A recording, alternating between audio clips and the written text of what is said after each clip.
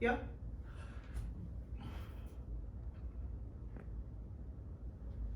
January the 15th. This is Opal's training number 1. Mastering the art of conversation, but more importantly, for when you go to your next event, I want you to focus on talking about the podcast, because that's what you're working on, and we're looking for entrepreneurs to come on the show. So that's the main focus to help you with your training. So with a networking event, I can assure you that 8 out of 10 people at a networking event are just as nervous as you.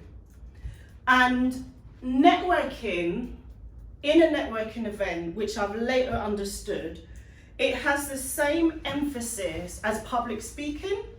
So public speaking is a really, really scary element, and it's a really scary thought.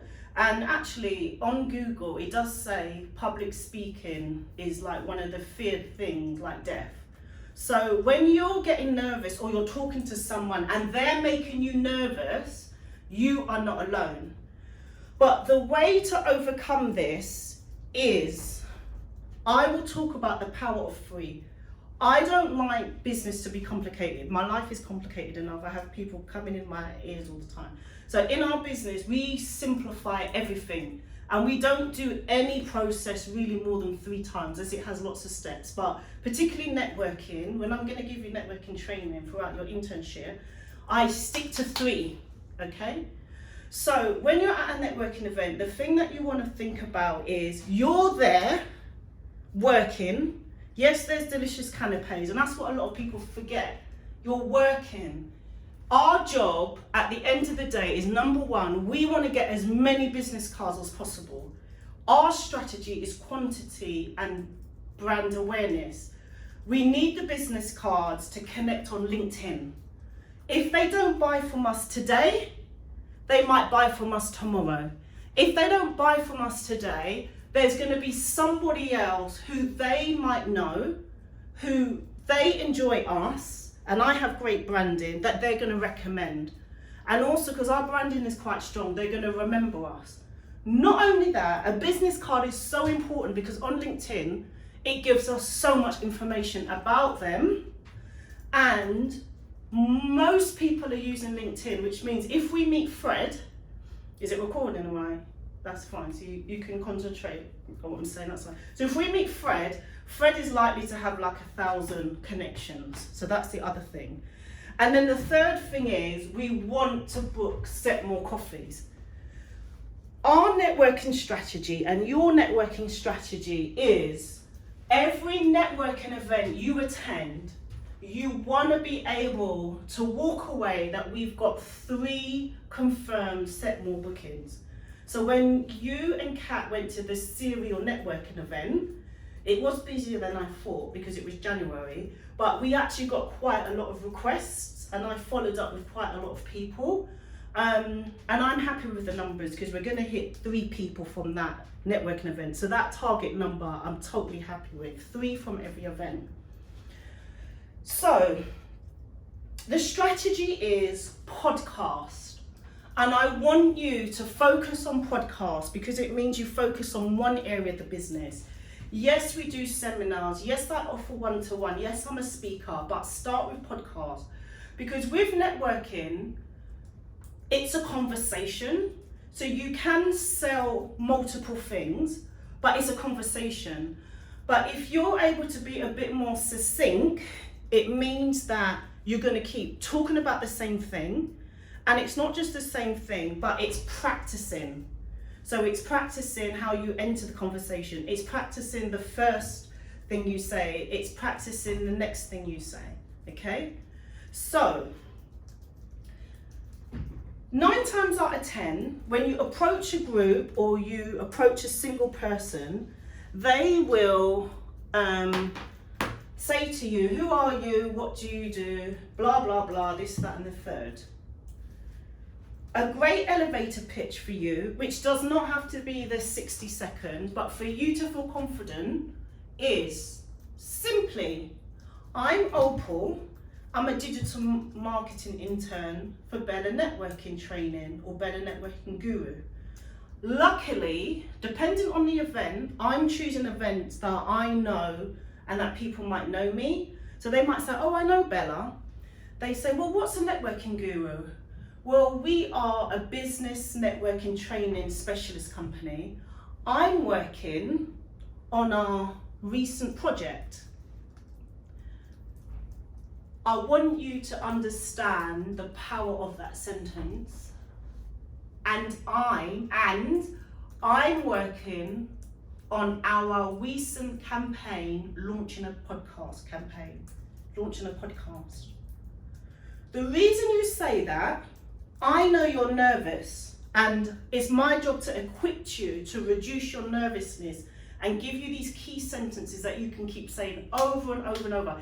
If I send you to a chamber event, you'll say that. If I send you to an Egyptian trade, you can do American event. If I send you to speed networking, there's a power in that sentence because you start with the word and. So when you start with the word and, it's direct and you're indirectly cutting them because you're already presenting what you're doing. So they don't start asking you, oh, well, what's a guru? Oh, networking, what's networking? Oh, I hate networking. And then you've got to be standing there answering their questions like you're in a doctor's surgery. No, because when you're at a networking event, it is a social environment and some people get carried away. And I have to be blunt with you and tell you as it is so that you see the real deal, Holyfield. There's a lot of ignorance in networking because they get carried away. And a lot of these networking events have alcohol. So some of these people, as soon as they start drinking, their common sense goes out the window. I'm telling you, I have told people I'm a networking guru. They're at a networking event. What is networking? It's like going to a wine tasting event. Well, what's wine? Well, why the hell did you come here? You don't know what wine is and you've come here. So when you have that powerful sentence, and you need to find your way of practicing. I don't care if you find your favorite song and practice in front of the mirror. It's a simple sentence. And I'm the digital marketing intern working on our current campaign launching a podcast. They will then say to you, oh, you're an intern. Tell me more. You can say then at your leisure, yeah, I've started 2 weeks. Oh, it's been really busy. That's fine. No problem.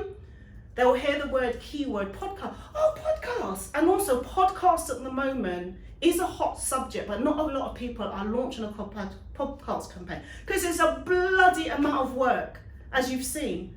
So as soon as they say podcast, and most people are listening to podcasts, they'll say, oh, is it? I'll listen to a podcast. Then boom, boom, boom.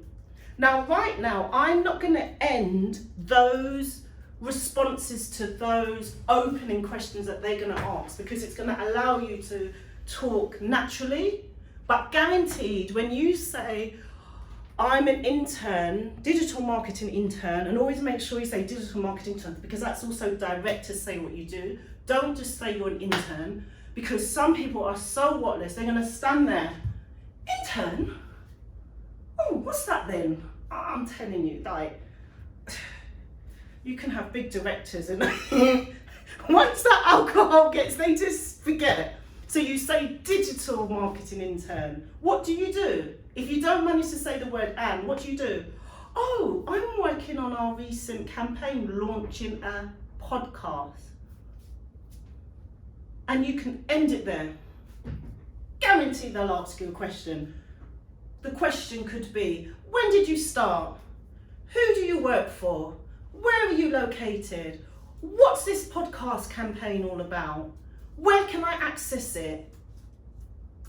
Were you part of putting a campaign podcast together? Blah, blah, blah, blah, blah, blah, endless. Now, I'm not yet, there's going to be a part 2 to the training. I'm not going to sit here and tell you all the responses to some of those questions because all you have to do is bring it back to the podcast. Yeah, it's really exciting. I've never really worked on a podcast below. Would've. How long was your internship? Would've. You'll know, okay? What you do then need to concentrate on, your next powerful sentence is, I would love to learn more about your business. Let's exchange business cards, and I will give you business cards. Do always remind me if you're running low on the business cards. Why? The step 2, we must get their business cards because we need to load them on Excel. We must get the business cards. So it's really important. Then the next thing is, the next thing for you to practice, your powerful number 1 question. The powerful 2 question is, would you like, we are interviewing entrepreneurs to come on the show. I'd love to speak to my manager. Call me what you want, I really don't mind. Being a guru is enough. Manager, boss, I don't care what you call me, it's gonna be fine. I'm not particular. I can talk to my, and when you're doing it, another trick to show, this is networking, like engagement, right? And it also shows how professional you are. When you get the business card, one thing to remember, when you get a business card, it sounds silly, but it works. If you have to count to 15 in your head, try. When you get the business card, never ever put it in your pocket straight away. Never do that. I know it sounds ridiculous, but it works. Just stand there with the business card and almost like glorify it and just count to 10 or 15 in your hand and just say, oh, this is a nice business card. If you can't remember to say that, just hold the business card before you put it away. If you can remember, a rule of thumb, never put the business card away until you completely finished with the delegate and the delegate has left. If you can remember that. So when they give you the business card, say, okay, I've got your contact details here. I'll speak to my manager and perhaps we can arrange for you to come on the show. And it probably will be a good idea. Let's arrange to meet up for coffee for a follow-up. So the end result is we always want them to be on the podcast show. Whether they say yes or no, I can then come back to them and say on the phone, let's have a coffee, because they may say no to a podcast interview. A lot of them have been saying that. But then just interject and also let them know. Well, we can also have a follow-up. Now, when you are making the conversation about coffee, there's 2 words that go hand in hand with coffee that you have got to remember. It's a bit like bread and butter, tea and milk. You have got to say these 2 words together to make it impactful. Never say coffee on its own. Say a coffee follower. You must put those 2 words together, coffee follower. If you forget and you can't say the word coffee, which I can't imagine you not saying the word coffee, we talk about it all day, just say, and I'd love to follow up with you. Because the word follow up is so key, and it also shows that you're a professional and you want to engage with them a bit more. Yeah. So whenever at the point of business card, and the etiquette of business card is, well, hold it for at least 10 to 15 minutes. And it sounds so silly, but it will help you with your business image and to be remembered. You just nod, just like,